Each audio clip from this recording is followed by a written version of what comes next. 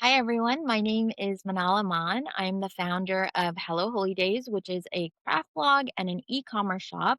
And I'm really excited to talk to you today about this brand new book called Art Craft Color by Lisa Solomon. It comes out March 3rd, 2026. And today I'm joined by Lisa Solomon to talk about her brand new book. So first off, Lisa, congratulations. This Thank is you. huge. And so you are an artist, an educator, and an author, and this is not your first book. You've had other books before, for example, A Field Guide to Color, and most of your books have been about color, right? So can you talk to us more about like why you felt that this particular book about art, craft, and color means so much to you, why you're passionate about this, and why you felt that a book needed to be out in the world about this? Well, I mean, to be honest, all credit needs to go to my editor, Bridget Watson Payne. She is the one who put this idea together. I have been thinking about art and craft in terms of just art making and craft making my entire adult life. So, I mean, that's like 40 years, maybe 30 years. Anyways, I don't know when you want to consider somebody an adult. So, Bridget actually came up with the title and kind of the premise of the book. And then she and I worked together. So, I wrote two essays. I wrote a long essay on art and craft, kind of delving into that whole adult life experience of thinking about those two things. And then I also wrote an essay on color because I do several projects. That Field Guide to Color was about color. The book in between that book and this book was about Crayola crayons and kind of about color. So I'm definitely a color enthusiast. There's a color meditation deck that came after a field guide that was also based on, learning about color and using color in your own work. And color is just something that I feel really passionate about, and I didn't get any formal education on it. So when I went to school, I didn't take any color theory classes. So I spent a long time kind of in between undergrad and grad school, and then after graduate school, learning as much as I could about color, just kind of on my own. And so I always like to try and think about distilling that information in ways that are not scary necessarily, because I feel like sometimes if you pick up a color theory book, it's like, red and blue don't make purple. Okay, well, yeah, if you've ever painted, you know that red and blue don't make purple, but why is that? And then, delves into all of these, like, rods and cones in your eyes. And it's just like, oh, that information's really cool, but it's not very practical. Like if you're sitting in a studio trying to do something with color. So I try to make it a little bit more friendly and conversational. Yeah, and so what I really love about this book is how you have compiled multiple different projects of different mediums from different crafters, makers, and artists. And I think that's what really stands out to me about this book. As soon as I flipped through it, I was just blown away by the diversity of the projects and the makers and the level of their like craft and professionalism. And it's clear that it's not just like simple hobbyists. These are people who have devoted a significant portion of their career to a very specific type of craft. They really are experts in their field. Did you want to talk more about like a particular project in this that really spoke to you or anything else that like you wanted to talk about that's special in this book to you? I think you hit the nail on the head. When Bridget talked to me about the idea, she said, we're thinking 10 to 20 different crafters, maybe. And then we had to think about what colors we wanted to include. So that was also really important. Diversity was huge, though. I wanted not only different media diversity, so like, there's paper clay and there's felting and there's crocheting and there's knitting and there's collage and there's other paper crafts. So just kind of thinking about what kinds of materials you could use. And then I wanted diversity within the makers themselves.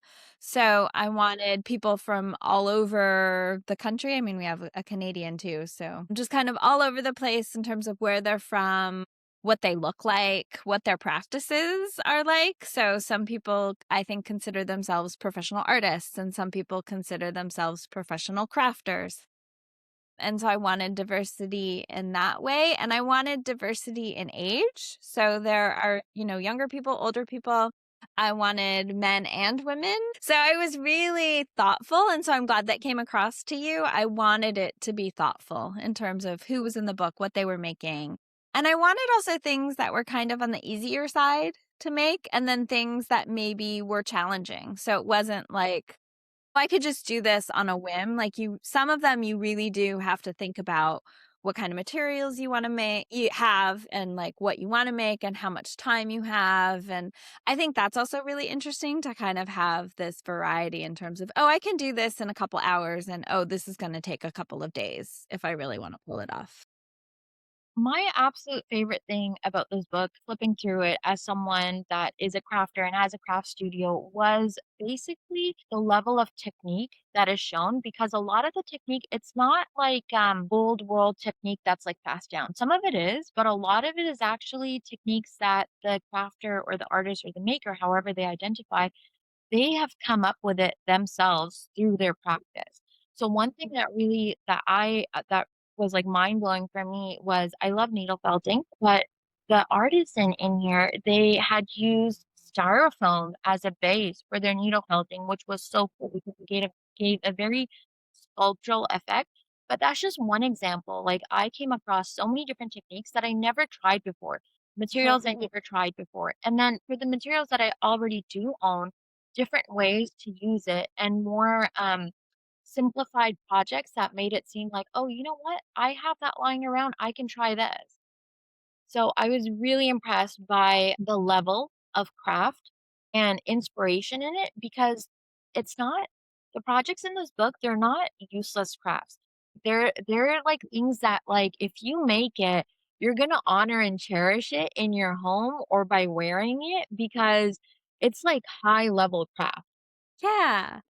I'm really glad that you said that, and I'm glad that that comes across because I think that was also really important. I mean, I think one of the things that bothers me about the whole talking about art and craft is kind of like making a delineation where one is better, one is kind of lesser than, and I don't think that's true. I mean, I think that anything that is handmade by a person has a certain value to it that I don't think you can ascribe to something that's made by a machine necessarily. That's not to say machines can make beautiful things. I mean, there are beautiful things, like beautiful sofas that I want that I can't afford because they're gorgeous and expensive. But I do think that there's something just really unique and charming and kind of almost indescribable about when something is handmade. And then I think the other thing that you said that was really interesting and important to me is that these people are not gatekeeping their, like, secrets on how to make things, and I'm a huge, maybe it's the educator in me, maybe it's because I've been teaching for so long, but I really think that it's more fun in the world when you share how to make things and that nobody is gonna make something the exact same way that you do. I feel like if you were to take Risa's felted mouth and try to do it, it would be different than hers. You would choose different colors, you would choose a different expression, just the way your hands move would mean it would be different, and I don't think that it's a bad thing to, like, pay homage to somebody and be like, "I'm really inspired by what you have done, so much so that I wanna try it too," and then recognizing that it's not necessarily copying or even appropriating, like, it can be, and also it can be a way for you to learn a new thing, right? So, like, you take that styrofoam base, you don't have to make a mouth. You can Exactly, that's what I was you can thinking. make a bunny. You can make whatever you want. But just kind of knowing the technique and understanding that it's something that you can do is really eye-opening, right? Like, the technique just comes into your repertoire to, like, be able to work on whatever project it is that you're working on. Yeah. To your point about assigning value to it, for me, it's not just about it being handmade. For me to assign value to it, it has to have function or utility for me. That's when I can truly assign value to something that I make that's handmade for myself or for the home. That's more than just, something that's done for social media per se, Mm. right? Like something that I know that I'll be able to use because it's so well crafted. So it's kind of like this idea of personal consumption. Like if you are satisfied with it or wanna look at it or, wanna give it to somebody maybe or whatever that is, as long as it has value for you, then it has more meaning. Yeah, like functional value. For example, I love the basket craft in here, the rope basket. Yeah, Like it yeah. is such a useful craft. The way that it's laid out in the book, that is 100% professionally done. And so, to be able to learn something like that, to be able to learn a technique like that, and to get a basket made like that Yeah, yourself is yeah. incredible. Well, and what's really great is someone like Anne Weil, who did the basket. She runs a store in Colorado called Flax and Twine. And so she actually has a kit. So not only can you just get the kit from her, then you can follow the instructions in the book. Like it's really like it's so easy. Like you don't even have to source the materials cuz she has all of those like ready for you to make That's yourself too. incredible. Yeah, Yeah. and normally this type of basket craft, like, you see artisans from around the globe making this, right? But then to be able to, like, learn how to do it yourself for, like, a project, like, if I were to make something like that, I would totally use it for, like, my Mhm. knickknacks and stuff like that, right? Like, that's not something that I would wanna throw away because it's like, "Oh, I learned this skill, and I put time and effort into it, and I'm using it for something functional." And I think too, the other thing that's great about that project is it's not a huge basket, right? Like it's Exactly. small. So it's like manageable. But then again, once you learn the skill, then you can be like, oh, I can make a huge one if I want to. Or, like I could turn it into a purse. Yeah, Yeah. Like there's other things you could do with it once you have the skill down. yeah. And the other thing that I love about this book is that it's coming out March, springtime. And I just feel so inspired during springtime to it's like a new page that you're turning over, and I think it's the perfect time to get crafty in your life. Yeah. Refresh your home or, just like your sense of self, like just like wellness perspective. Agree. And you're a mom, and I wanted to talk to you about, say there's a busy mom out there who normally loved crafting. It was something that she found a lot of joy in. It was something that's relaxing. But if you have young kids and a job and you're cleaning and you're cooking, and a lot of times these type of hobbies, are hard to prioritize or to make time out for them. So what would be your best tip for busy moms to prioritize making things that bring them joy for their wellness? That is a huge question. And my kid is now 17, so I am way past the challenging stage. I think the first I think honestly until they get into school, if you're not gonna homeschool your kid and until they're going off to school, it is hard to figure out how to balance and find time for yourself, and I do think it is very important. For me, I learned how to compartmentalize really quickly. So I had boxes. And someone had suggested this to me before my kid, and I didn't know what they were talking about. And then once I had the kid, it was like, oh, I was like, oh, this makes perfect sense. You need to box things. So I would put projects into boxes so that when the kid was napping or when they got a little older and I allowed like a little bit of screen time, like they used to like Yo Gabba Gabba, this really cool television show. So I would sit them in front of Yo Gabba Gabba and I would pull out my box, whichever box I wanted to work on. And everything I needed for that project was in the box. So if it was paper and paints, or if it was yarn and knitting needles, like whatever it was that I needed in that project was in that box together. And then I would have a half an hour, or maybe if they were napping really well, 2 hours to work on whatever project it was. And then when I knew that the show was about to wind up, or when I was like, oh, I don't, I think I maybe have 10 minutes left, I could put everything back in the box. And it didn't have to be neat in the box. It could just get thrown into the box and I could close the box and then the box could go away. And that was huge for me figuring out that system. So I just had these kind of like they were photographic boxes. They were black. I could put tape on them and be like knitting project, crochet project, embroidery project, drawing thing, like I just had all these boxes and they were stacked. And I have a studio in my backyard, so I could even just leave the boxes stacked along the wall and then figure out which one I wanted to bring into the house. My kid was not one that I could bring into the studio with me unless I could give them something that they could do on their own. But even then, I had a hard time.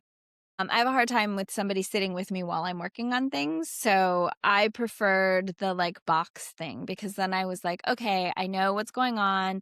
I have this amount of time. I know how much I can do. It's all ready for me in the box. And so that for me was huge. I think every person has to figure out their own way and figure out what's going to work for them and what's going to work with their kid, because I feel like different kids are different. I know moms who were able to like have their kid nap in a chair in the studio with them. That never worked for me.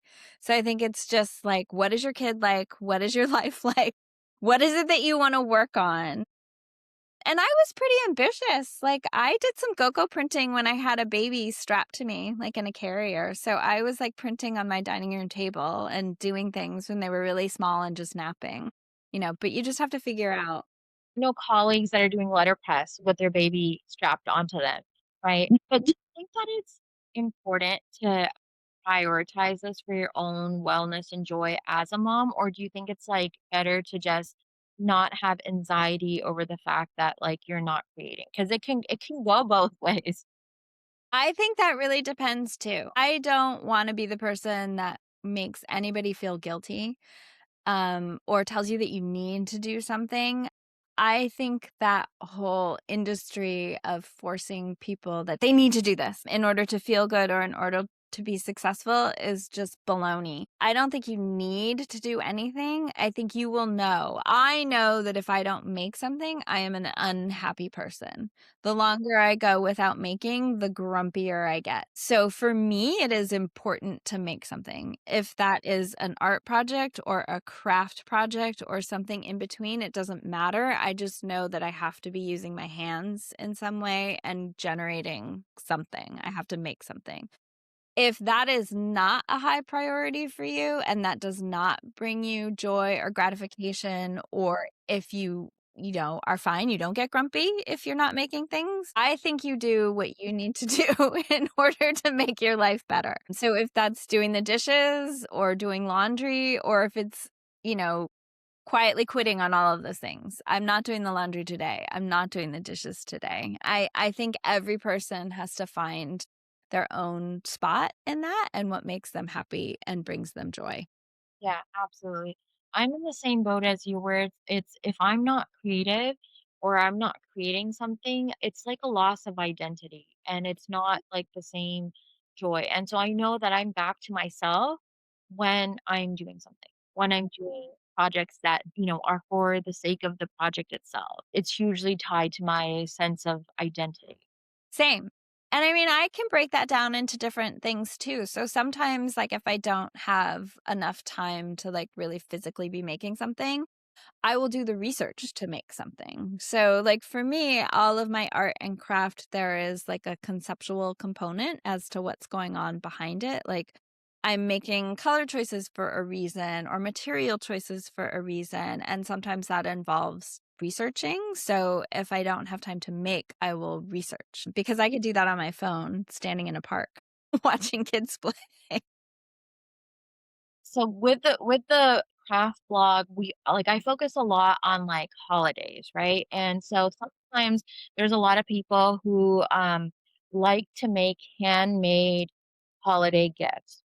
I was in London, England during like a workshop anytime I travel, I like to take craft workshops in that lo- locale to like understand more about like the craft heritage in their area.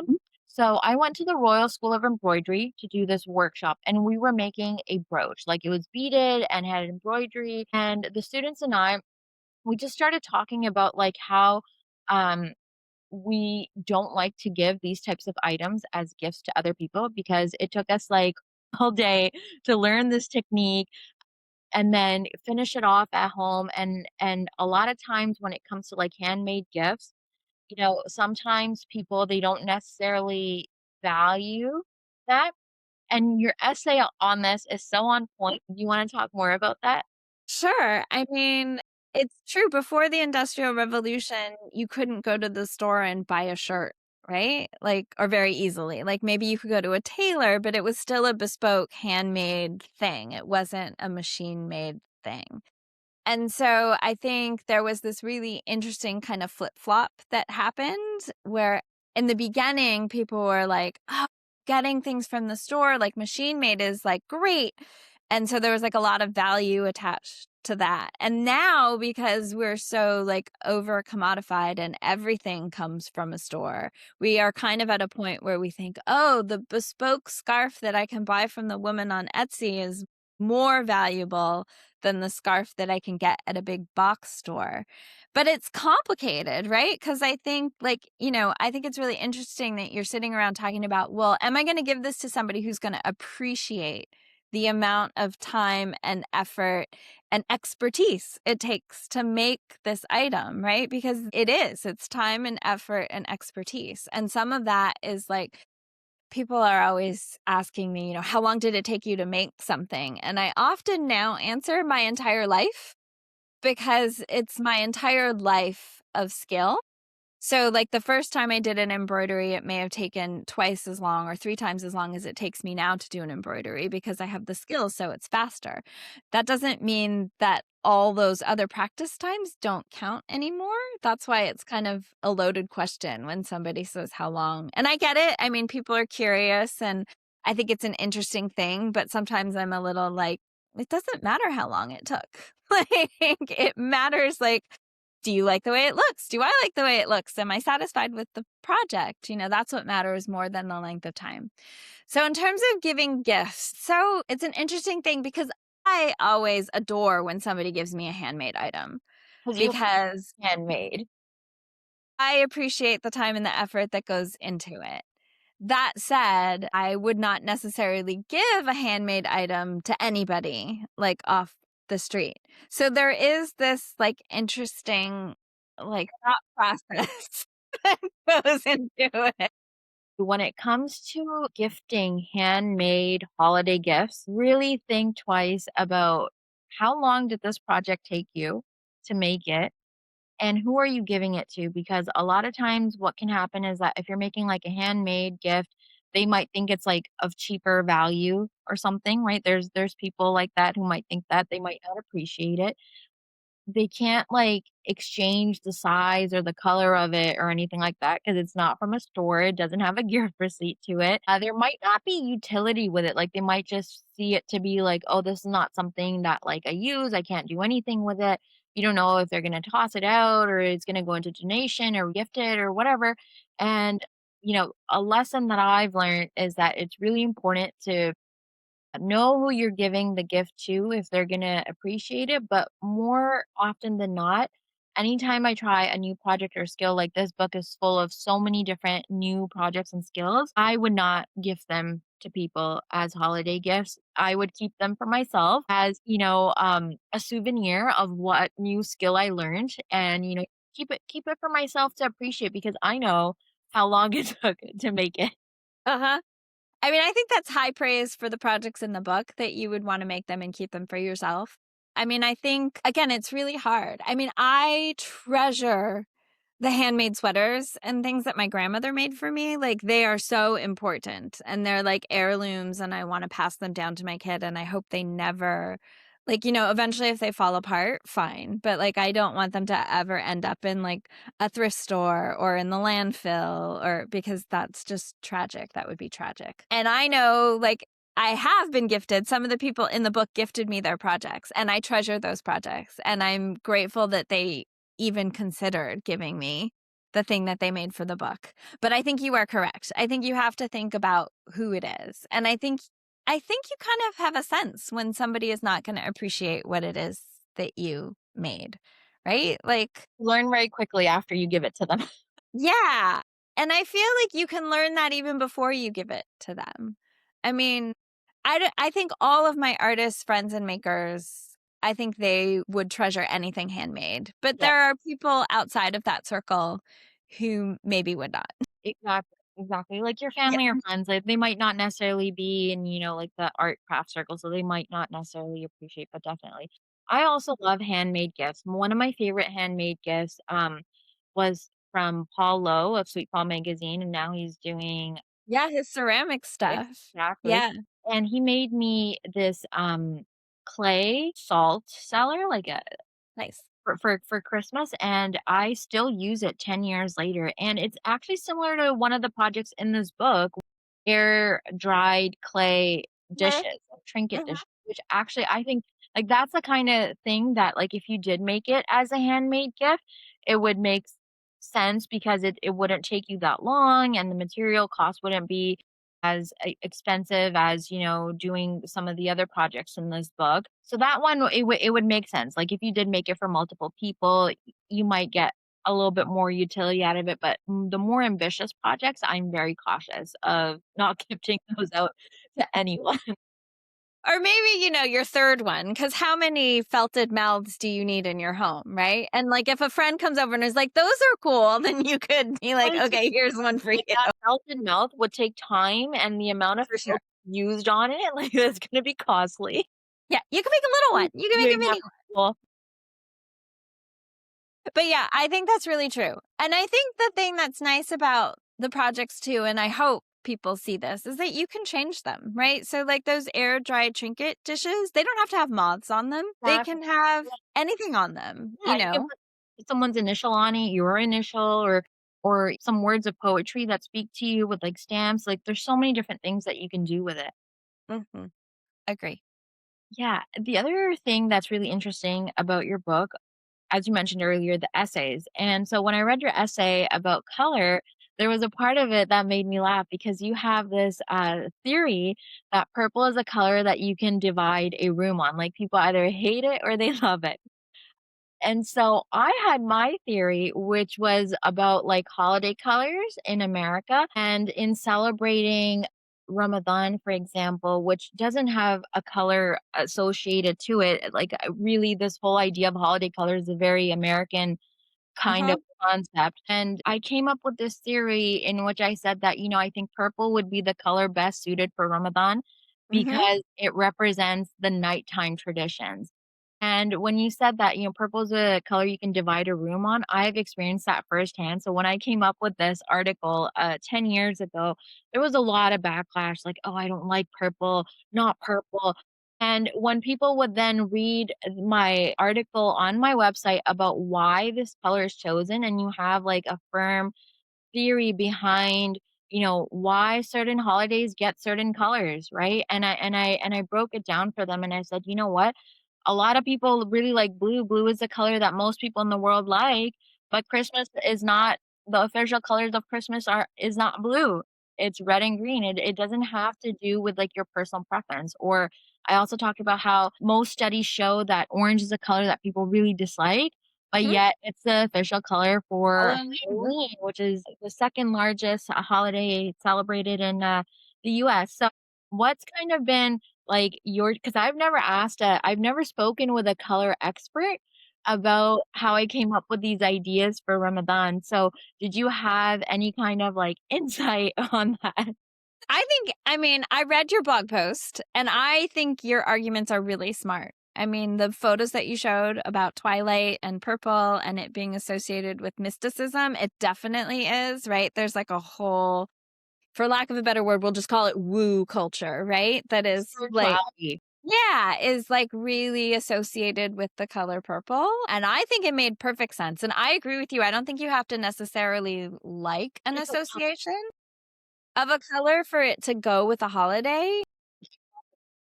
Yeah, I mean, and I think culturally, like other cultures, like Chinese culture, red is like a really like auspicious good luck color, right? And, I mean, I've talked about this in other books and in other ways, but, culture has a huge influence. Like we in the United States, we wear black for funerals and we wear white for weddings. But in Asian cultures, white is a funeral color, not a wedding color. And so it's really interesting when you think about that, okay, so if you present, brides, American brides to these Asian cultures, they're going to be like, oh, they look like they're at a funeral. Yeah. Like a fancy funeral, not a wedding. So, yeah, I mean, purple to me is just one of those colors, though. I mean, I've taught so many color workshops, and people always have an opinion on purple. And I don't know what it is. Like, people don't have the same opinions about green or yellow or red.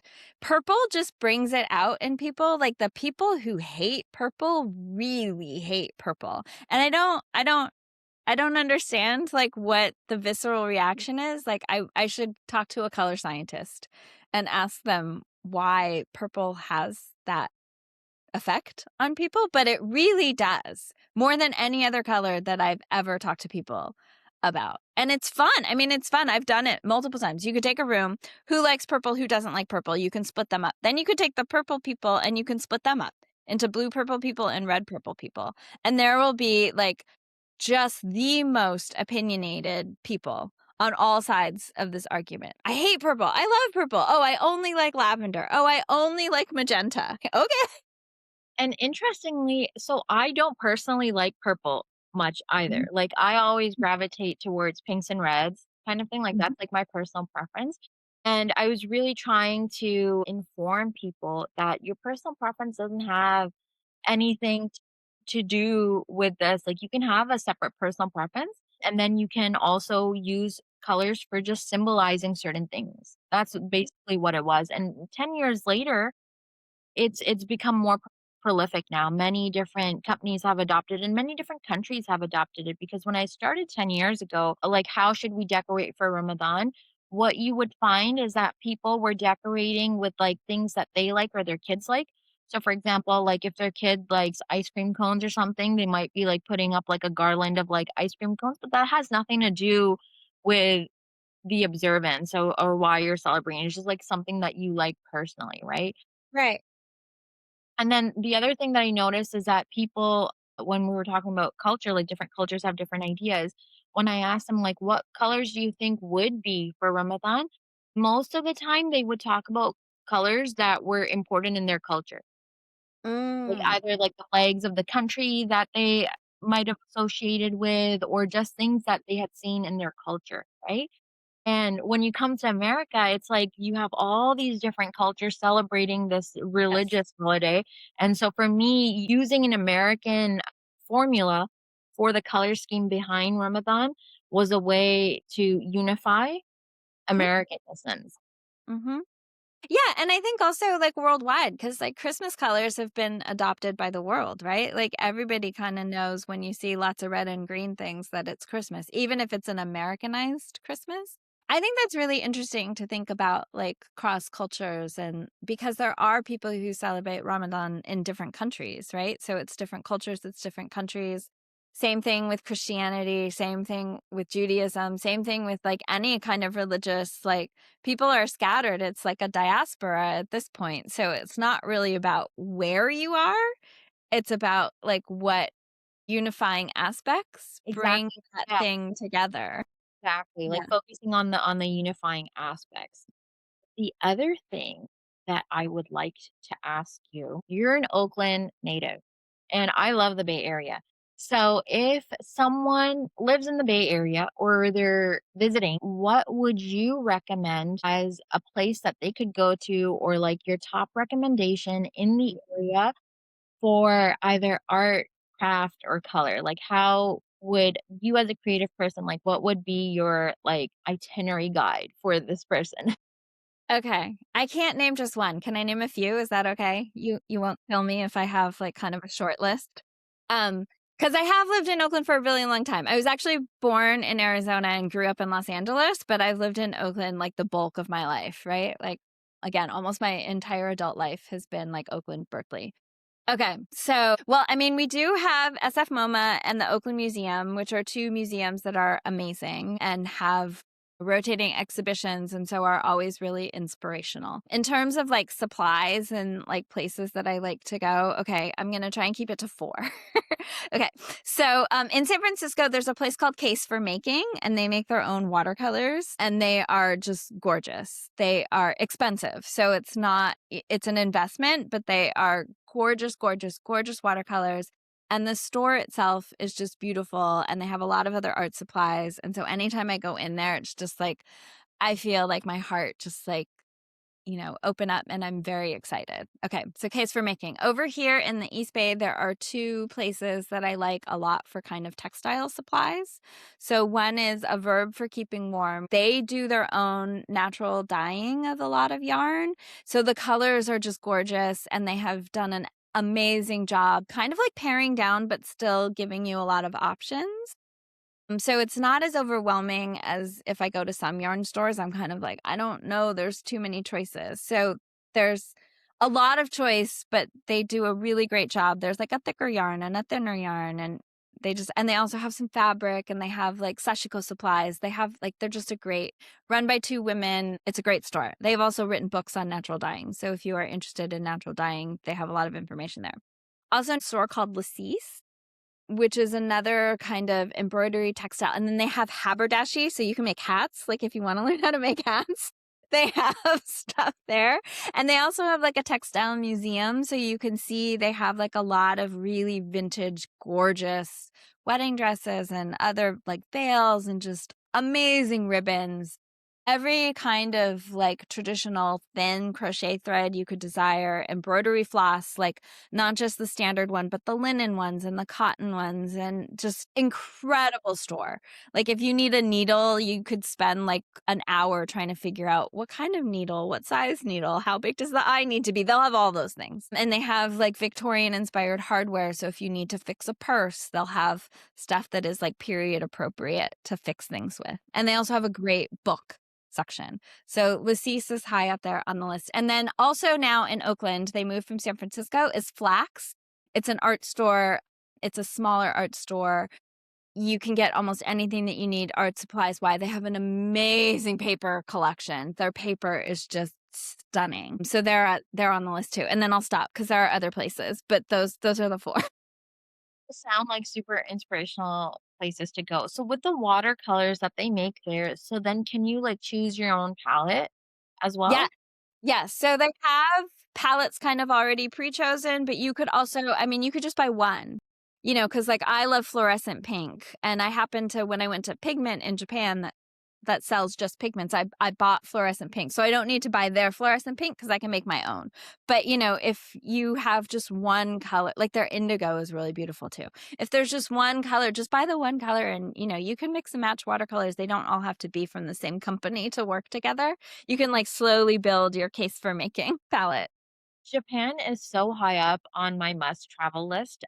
If someone is going to Japan, is there a particular craft or craft workshop that you think that like they should not miss?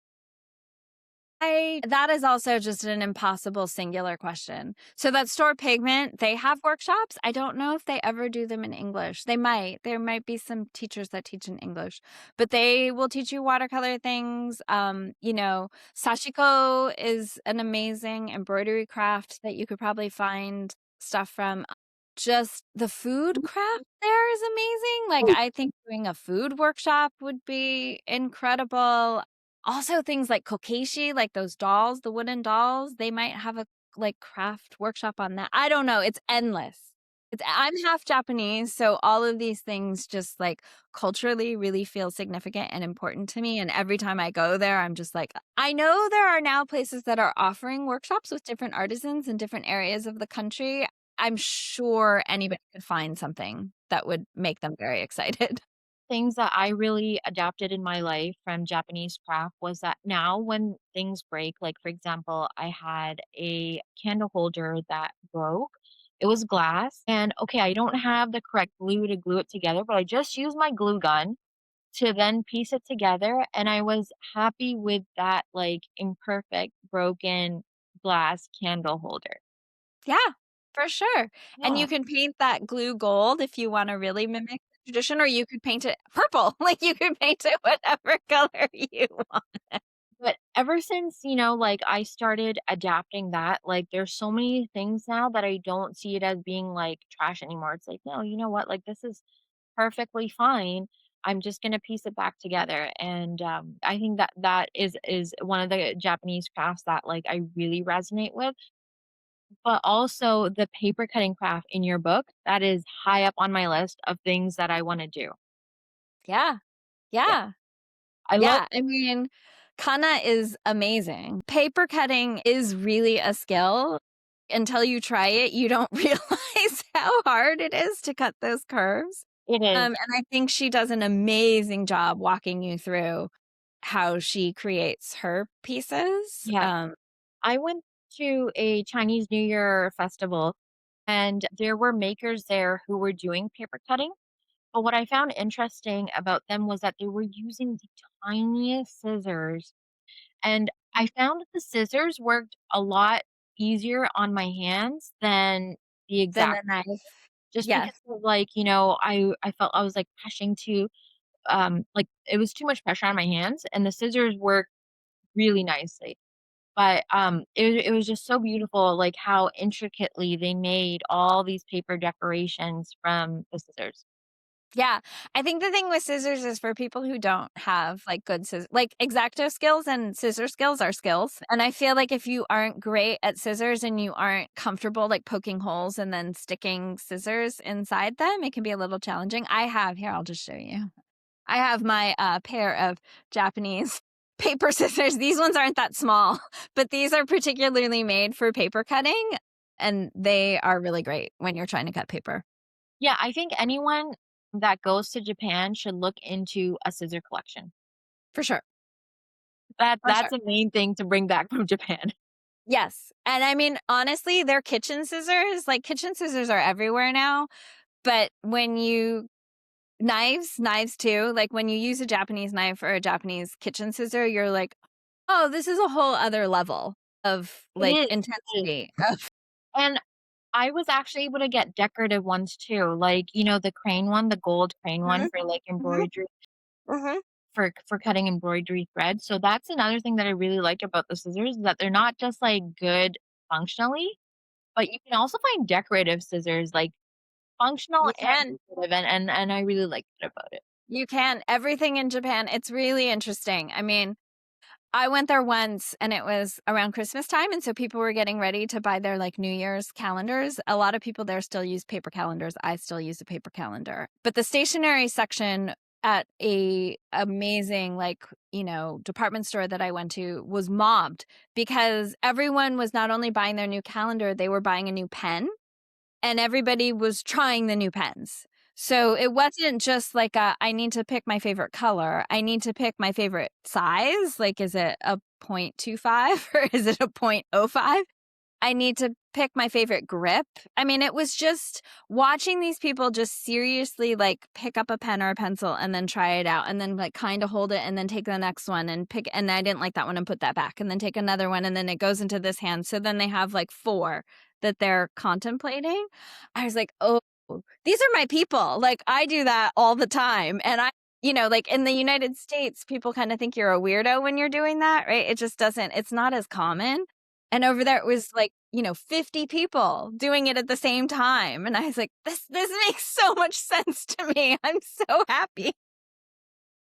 Yeah, I'm a big stationery nerd too. Like, walking into a stationery store makes me so happy. Where can people find your book, and where can they find you, and what new things you have happening that they can follow along with? Okay. So the book is everywhere. You can go to the Behemoth booksellers and they will have it. You can go to Hardie Grant and they will point you to places. You can please ask your local book places to order it and get it. I have nothing against the Behemoth guys, but I feel like it's really nice to support small local booksellers. So you can get it anywhere that you can get books. You can follow me on Instagram. So if you spell my name correctly, that's probably the best place. I don't do very many other social medias. And then my website, I do have a newsletter, which I only send out maybe 4 times a year, which will kind of tell you things that are going on. I've sort of started, like, very, very dabbling Substack. So I used to write a blog a lot, and that's how I met a lot of some of the people who are in the book, and a lot of the people who are now my community I met while blogging, and I missed it. And so I felt like Substack is like the new Blogger or whatever. So I'm not writing super regularly, but I'm not promising, like, maybe I'll write more regularly, maybe I won't, I don't know. But I am over there if anybody wants to be there. Yeah, I think that's it in terms of how to find me. Oh, and then I am doing a watercolor class at the end of May through San Francisco City College. So there are links to it on my website. There's links to it on my Instagram. It's a, like, 3.5 day long retreat at this it's a Jesuit center, which I didn't even know existed. It's not that far away from us here in the Bay Area. And everybody gets their own room, and we'll be watercoloring for a very long weekend. It'll be super fun. We'll do color meditations. I'll answer anybody's questions about watercolor. We'll go outside and we'll paint. We'll just hang out together and, like, paint for several days, which sounds so nice to me right now. I kind of can't wait.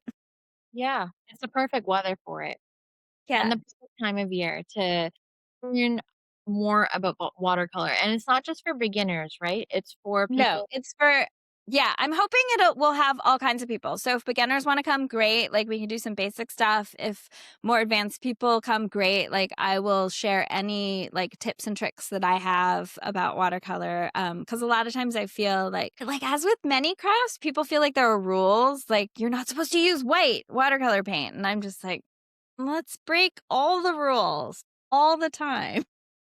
Yeah, and see what new thing you can create with it. Yeah, yeah.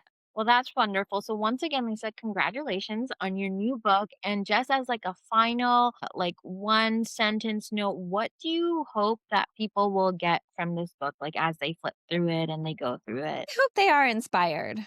I want people to make things. So hopefully there will be something in the book where they're like, I want to make this. That would be the best reaction possible. Thank you so much for your time today, Lisa. I'm so happy that we were able to talk. Thanks. It was really fun talking to you. Thanks so much for having me. Thanks so much for watching. If you enjoyed this video, please like and subscribe.